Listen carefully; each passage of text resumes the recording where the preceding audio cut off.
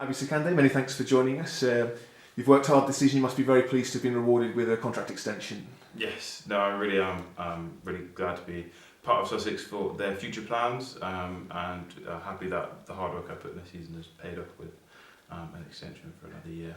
And tell us a bit about your season. Obviously, you made a first-class debut, a championship debut, so some really big milestones in your career.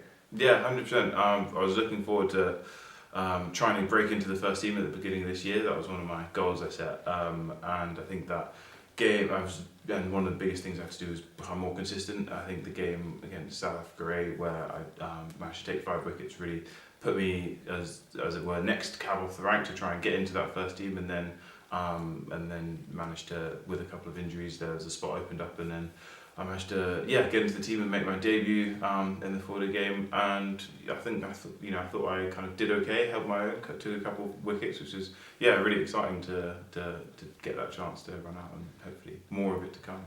And thinking back to that game against South Africa, obviously 5 wickets against some players of near international class, and one very big wicket with Tabema Bavuma's scalp. That must have been a fantastic moment. Yeah, that was exciting. Especially because we bowled well the first innings, we just bowled them out, and on the pitch we'd all decided that we were going to make them follow on, and we were thinking this is exciting as a team. We can make a almost international side follow on and have to bat again. And then I just bowled my first ball at him. I was full of the length, and he's hit it straight back at me. And I think I was probably the most surprised person on the pitch that it kind of stuck in my fingers, and I held it, and I was like, and went on to take a few more. So it was just exciting. Sometimes things go your way. Did you speak to Tabema after the game? Not particularly. I think it was just a normal shake hands and say well played and stuff. I don't think they're in the best mood to come out and chat to us after the defeat. They'd just been handed in 3 days, so they weren't that excited to hang around for too long. And then soon after that game, obviously you made your championship debut. A slightly surreal situation of making your championship debut under lights. What was that like as an experience? Yeah, I was waiting for 2 days to get that chance to bowl my first ball. I was just kind of bowling the warm-ups and then thinking, when are we going to bowl? And then finally, it just got into the evening session, and then the lights came down, and to be honest, I tried not to let the conditions of the ball affect me too much. I'm still trying to do the same job, and the fact that the ball wasn't moving all that much, swung for a little bit, but then stayed pretty true, and that kind of helped me out. I didn't mind that too much in terms of my control. All I was trying to do was hit the same area. It just meant I managed to get into my spell and hit my areas from the word go, really, and it was all good. And had you practiced with a pink ball before? Yeah, we did a couple of training sessions with the pink ball.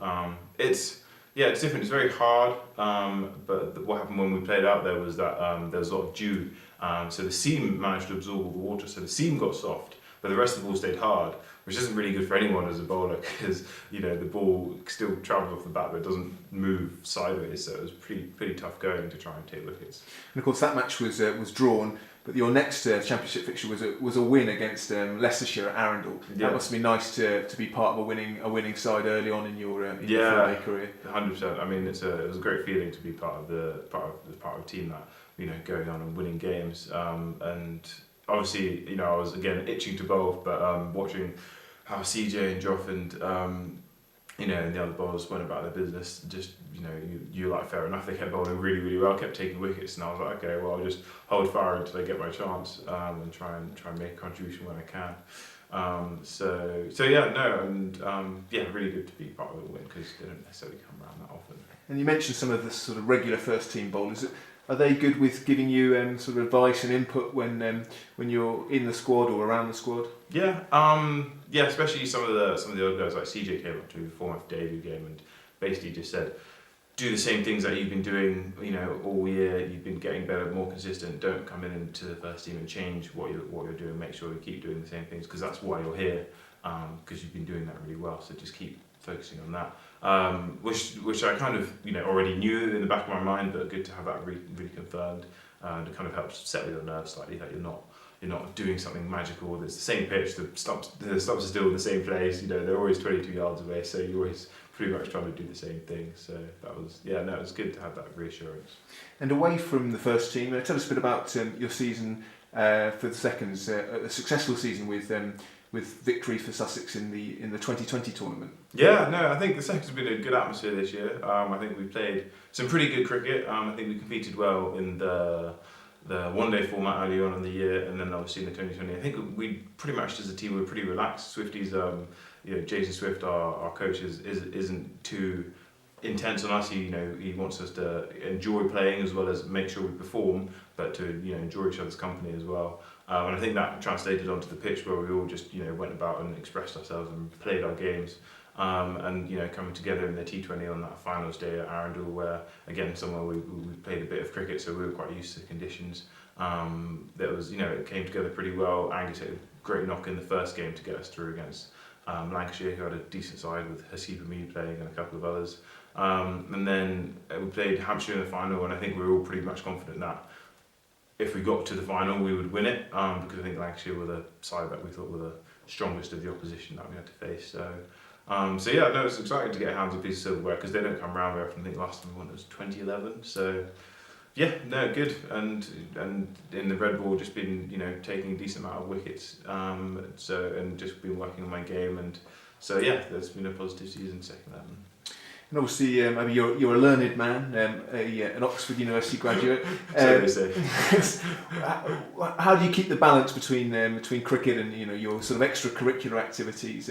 What are your hobbies outside of cricket? Yeah, I've always had a balance of kind of education and cricket up until last year, where I graduated and moved into cricket and started the cricket full time. So it's actually been nice for the first time in my life, really, where when I go home, I don't actually have to go, I've got this piece of work to complete, or I've got another essay due, or have to do some reading. Actually, if I pick up something and I want to follow it, it's because I'm interested in it. So whether that's like practicing some different languages, because my dad's first language is French, so practicing frequent French with him, or my sister speaks Spanish, so that kind of thing, or just chatting to my housemates who are also at university and talking to them about their work. One of my housemates is a nutritionist, so that's quite related to cricket, so we're talking about that. And but it's nice that sometimes I don't have to be thinking about things unless I'm interested in it. So I will, I think, at some point pick up some more studies, but for the moment it's nice to be able to play my cricket, think about my cricket when I'm doing it, and then when I'm away from the cricket, I'm not too focused on something else for the moment. And then looking ahead to the winter, I believe you're off to Auckland, is that right? No, this year I'm looking to go to Australia. But I'm not sure where yet. It's last year, I think I was late September, and then within I didn't know I was going, and then within 3 weeks it was suddenly bang, visa got organised, and I ended up being in New Zealand. I ended up being in Nelson for last winter, but it was very much like last minute, bang, bang, bang.